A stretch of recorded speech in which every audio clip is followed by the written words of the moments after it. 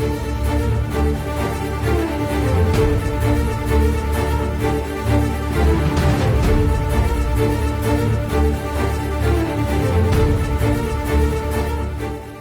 అక్కర అంటే పదో పరకో ఇవ్వడం ఎవరైనా కూడా అత్యంత సహజంగా చేసేదే. అయితే కానీ సాటి డ్రైవర్ల సంక్షేమమే ధ్యేయంగా ఒక సాధారణ డ్రైవర్ ఏకంగా ఆత్మహత్య యత్నానికే సంసిద్ధుడయ్యాడు. ప్రస్తుతం మనతో ఆ డ్రైవర్ అన్వర్ భాష మనతో ఉన్నారు. తనతో మాట్లాడి అసలు అతనికి ఉన్న డ్రైవర్లకు ఉన్న సమస్య ఏంటో, అసలు ఆ సమస్య వెనుకొన్న మూలాలు ఏంటో తెలుసుకునే ప్రయత్నం చేద్దాం.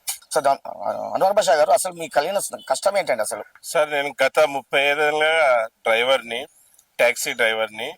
మాకు పెద్ద అతి ముఖ్యమైన సమస్య ఏమంటే, కర్నూలు బళ్ళారి చౌరస్తాలో కర్నూలు హైదరాబాద్ తిప్పే బండ్లు, అలాగే కర్నూలు అనంతపూర్ బెంగళూరు తిప్పే బండ్లు, అలాగే కర్నూలు నంద్యాల ఆర్లగడ్డ కడప తిప్పే బండ్ల ద్వారా మేము కర్నూలులో ఉండే డ్రైవర్లమందరూ కూడా ఉపాధి కోల్పోయాం.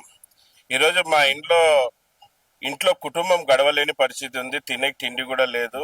దాని కారణంగా నేను చాలా సార్లు కలెక్టర్ గారి దృష్టికి మా సమస్యను తీసుకోవడం జరిగింది.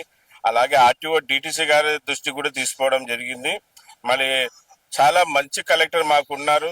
చాలా సార్లు న్యాయం చేయాలని ఆర్టీఓ డిటిసి గారికి చాలా సార్లు చెప్పారు మేడం. మేము పోయినప్పుడంతా వాళ్ళకి అక్కడికి పిలిచి అరిసి చెప్పడం జరిగింది. మేడం మేడం చెప్తే అప్పుడేమో వాళ్ళు న్యాయం చేస్తామమ్మా, వాళ్ళకి పరిష్కారం చేస్తామని కలెక్టర్ గారు ముందు చెప్తారే కానీ మాకు ఎటువంటి న్యాయం చేయడం లేదు, న్యాయం జరగడం లేదు.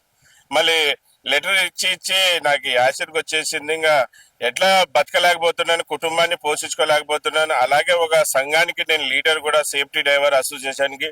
నా సంఘంలో ఉన్న ప్రతి డ్రైవర్కి ఇదే సమస్యనే. ఈరోజు మంచి మంచి ట్యాక్సీ ఓనర్ కమ్ డ్రైవర్లు, అలాగే ఓనర్స్ ట్రావెల్స్లు మూతపడిపోతున్నాయి, కార్లు అమ్ముకుంటున్నారు, బతకలేని పరిస్థితిలో ఉన్నాం. అందుకే నేను ఆత్మహత్య ఎందుకు చేసుకుంటానంటే, ఇది మేము బతకలేకపోతున్నాం కనుకనే ఆత్మహత్య చేసుకునే సిద్ధపడ్డానన్న. మళ్ళీ ప్రభుత్వం వెంటనే మమ్మల్ని గుర్తించాలి. ఇది ప్రభుత్వం కాదు, అధికారుల చేతిలో ఉంది పని. అధికారులు వాళ్ళ పని వాళ్ళు చేస్తే నాలాంటి నిరుపేద డ్రైవర్లు కుటుంబాన్ని ఆనందంగా పోషించుకోగలుగుతారు. కానీ అధికారులు పని చేయడం లేదు. మా పన్ను డబ్బులతో వాళ్ళకి జీతాలు వస్తున్నాయి, మా ట్యాక్సీ డబ్బులతో వాళ్ళకి జీతాలు వస్తున్నాయి. వాళ్ళు ఏసీ రూముల్లో పండుకోవడానికి కాదు కదా వాళ్ళకి ఉద్యోగం వచ్చింది. మా లాంటి నిజాయితీగా వేలకు వేలు లక్షలకి లక్షలు ట్యాక్స్ కట్టే డ్రైవర్ల గురించి పట్టించుకోకుండా ఇల్లీగల్ గా తిరిగే మాఫియా వాళ్ళకే వాళ్ళు సపోర్ట్ ఉన్నట్టుంది. మళ్ళీ నాకైతే తెలీదు వాళ్ళ నుంచి వాళ్ళకి డబ్బులు వస్తున్నాయో ఏమో, లేకుంటే ఎందుకు స్పందించడం లేదు. అవన్నీ ఇల్లీగల్ గా తిరిగే ఎటువంటి చట్టం లేదు వాళ్ళకి. మళ్ళీ ఏమైనా రాజకీయ ఒత్తిడి ఉందనే అది కూడా మాకు తెలీదు. మళ్ళీ ఎందుకు మాకు న్యాయం చేయడం లేదు? ఇన్నిసార్లు మా సమస్యల వాళ్ళ దృష్టికి తీసుకుని ఎందుకు న్యాయం చేయడం లేదు? ఇంకా న్యాయం చేయడం లేదు కనుకనే నేను ఆ నిర్ణయం తీసుకోవడం జరిగింది.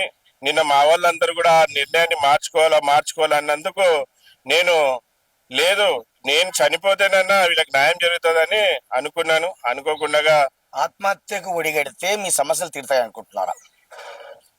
మళ్ళీ ఇంక ఏం చేయాలి సార్? ఇప్పుడు దేవుడు కరుణించినా పూజారి కరుణించలేదు అన్నట్టు, మళ్ళీ అధికార దృష్టిలోకి ఎన్నిసార్లు పోయినా అధికారులు న్యాయం చేయకుంటే ఇంకా తప్పదు, ఇంకా బతకలేం కదా. ఏదైనా చనిపోతేనైనా అధికారులు కళ్ళు తెరుస్తారేమో, మాకు న్యాయం చేస్తారనే ఉద్దేశంతోనే ఆ విధంగా చేశానే కానీ నేను ఎవరిని ఇబ్బంది పెట్టాలని కాదు సార్. మీరు ఆత్మహత్య యత్నం చేయాలనుకున్నారు. నిన్న ఈ ఆత్మహత్య యత్నం ఎలా బొమ్మైందండి అసలు? నేను ఆత్మహత్య చేసుకునే విషయాన్ని కలెక్టర్ గారి దృష్టికి లెటర్ రూపంలో ఇచ్చాను. అలాగే ఆర్టీఓ డిటిసి మేడం గారు కూడా ఇచ్చాను. మళ్ళీ అది సోషల్ మీడియాలో వైరల్ కావడంతో పోలీసు వాళ్ళు ఆత్మహత్య చేసుకోవడం తప్పని నన్ను పోలీసు వాళ్ళు తీసుకుపోవడం జరిగింది. ఓకే, ఇప్పుడు నిన్న అనుకుంటాను ఆర్టీఏ ఆఫీస్ లో మీపై దాడి చేసే యత్నం జరిగింది అంటున్నారు. నిన్న కాదు సార్, ఇంత ముందు 4 నెలల కిందట నేను కలెక్టర్ గారికి లెటర్ ఇచ్చాను. ఇట్లా ఇల్లీగల్ గా కర్నూలులో బండ్లు తిరుగుతున్నాయంటే ఆర్టీఓ డిటిసి మేడం గారు ఒక మీటింగ్ పెట్టారు. ఆ మీటింగ్ నన్ను కూడా పిలవడం జరిగింది. ఆ మీటింగ్ వెళ్ళినప్పుడు అక్కడ దాదాపుగా 116 మంది నా మీదకి వచ్చారు. మళ్ళీ మేడం కూడా వెళ్ళిపోయారు. మళ్ళీ అక్కడ ఉండే ఆర్టీఓ సిబ్బంది నన్ను రూమ్ లో పెట్టి మీరు బయటికి రావద్దండి, వీళ్ళందరూ ఆగ్రహంగా ఉన్నారు అని చెప్తే, నేను ఎందుకు భయపడతాను, నాకు చట్టం తెలుసు. నేను 100కి కాల్ చేయడం జరిగింది. 100కి కాల్ చేస్తే తాలూకా పోలీసు నుంచి పోలీసు వాళ్ళు వచ్చారు. వాళ్ళు వచ్చే లోపల వీళ్ళందరూ పరారైపోతే వాళ్ళే నన్ను అక్కడి నుంచి బయటికి పంపించారు సార్. మళ్ళీ నాకు తెలిసిన సమాచారం ఏమంటే, ఒక అధికారి, ఆర్టీఓ అధికారి, రవాణా శాఖ అధికారి ఈ చౌరస్తా వాళ్ళకి చెప్పారంట. ఏదో వాళ్ళు డిన్నర్ పెడితేనో కలిసినప్పుడు చెప్పినారంట.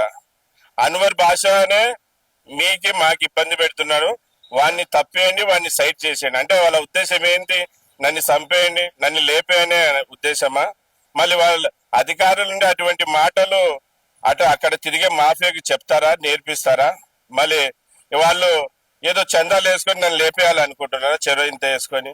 నేనైతే న్యాయబద్ధంగా ధర్మంగా తిరిగే వాళ్ళ కోసం నేను పోరాడుతున్నాను. నేను ఆర్టీసీ ఆర్ఎం గారిని కూడా కలిశాను. సార్, ఈ రోజు మీకు కూడా నష్టం జరుగుతుంది, మాకు కూడా నష్టం జరుగుతుంది, ట్రావెల్స్ లు మూతపడుతున్నాయి, కార్ ఓనర్లు బండ్లు అమ్ముకుంటున్నారు, టాక్సీ డ్రైవర్లు అయితే బతకలేని పరిస్థితిలో ఉన్నారు, మీరు కూడా సపోర్ట్ చేయాలా సార్ అని చెప్పాను.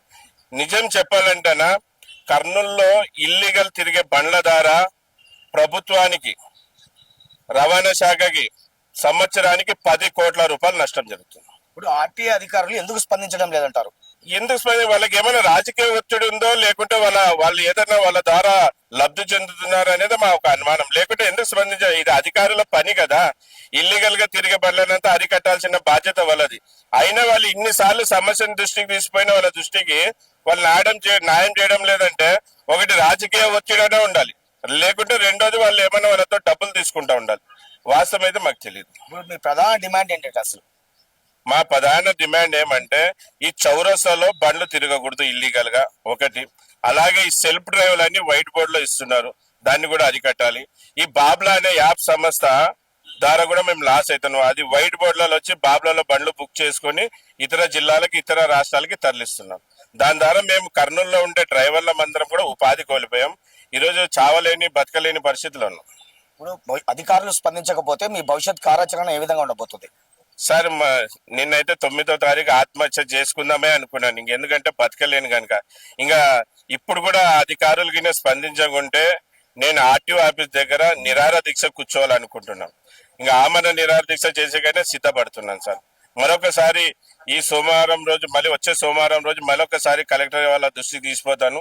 మళ్ళీ అతి త్వరలో మహాశివరాత్రి ఉంది కనుక ఈ పండగ అయిపోయినాక మళ్ళీ నిరాహార దీక్ష ఖచ్చితంగా కూర్చుంటాను. మా డ్రైవర్లకు న్యాయం జరిగేంత వరకు నా ప్రాణం పోయినా పర్లేదు, న్యాయం ఇప్పించేకి ఆడ కూర్చుంటాను సార్. గతంలో సుమన్ టీవీ చొరవతో విజయవాడలో మీకున్న ప్రధాన సమస్య ఒకటి తొలగిపోయింది అంటున్నారు సార్. నిజంగా అంటే సుమన్ టీవీ వాళ్ళకి పాదాభివందనం. ఈ రోజు సుమన్ టీవీ గురించి ఎంత చెప్పినా తక్కువనే సార్. ఈ రోజు సమస్య ఆడ ఉంటే సుమన్ టీవీ ఆడ ఉంటది. ఈ రోజు మా లాంటి బడుగు బరిగిన వర్గాలకి చెందిన డ్రైవర్ యూనియన్ ఆఫీస్ కాడికి మీరు వచ్చారంటే మా సమస్య తెలుసుకొని వచ్చారు. చాలా ఉన్నాయి, కానీ వాళ్ళలాగా సుమన్ టీవీ కాదు. ఈ రోజు బీదోళ్ళ వైపు, బడుగు బరిగిన వర్గాల వైపు ఈ రోజు ఇటువంటి మాఫియాతోనే విజయవాడలో టాక్సీ డ్రైవర్లు, అలాగే టాక్సీ ఓనర్లు, ట్రావెల్స్ వాళ్ళు ఇబ్బంది పడేవాళ్ళు. గతంలో ఒక 3 years ముందర అనుకుంటా సార్, సుమన్ టీవీ ఒక యాంకరు అక్కడ సమస్యల్ని, అక్కడ పడే సమస్యల్ని అధికారుల దృష్టికి తీసుకుపోయి ఇక్కడ ఈ విధంగా మాఫియా జరుగుతుందని చెప్పి ఒక 5-6 రోజులు దాని మీద ప్రోగ్రామ్ చేయడంతో, దాని గురించి టెలికాస్ట్ చేయడంతో విజయవాడలో ఉండే టాక్సీ డ్రైవర్లకి, గుంటూరులో ఉండే టాక్సీ డ్రైవర్లకి, అటు చుట్టుపక్కల ఉండే టాక్సీ డ్రైవర్లకి అంత న్యాయం జరిగింది.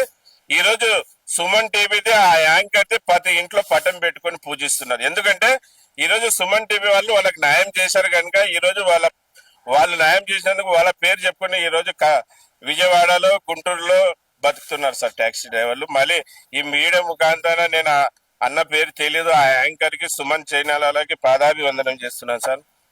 ఇలాగే మీరు కూడా ఈ కర్నూలులో మాఫియాని, ఇల్లీగల్ గా తిరిగే మాఫియాని అరగట్టాలని, మా సమస్యలు తీర్చాలని, మా సమస్యల్ని మమ్మల్ని పాలించే రాజకీయ నాయకుల దృష్టికి, మా డబ్బులతో ఉద్యోగాల్లో కొనసాగే అధికారుల దృష్టికి తీసుకుపోయి మాకు న్యాయం చేయాలని సుమన్ టీవీకి మరీ కోరుకుంటున్నాను సార్.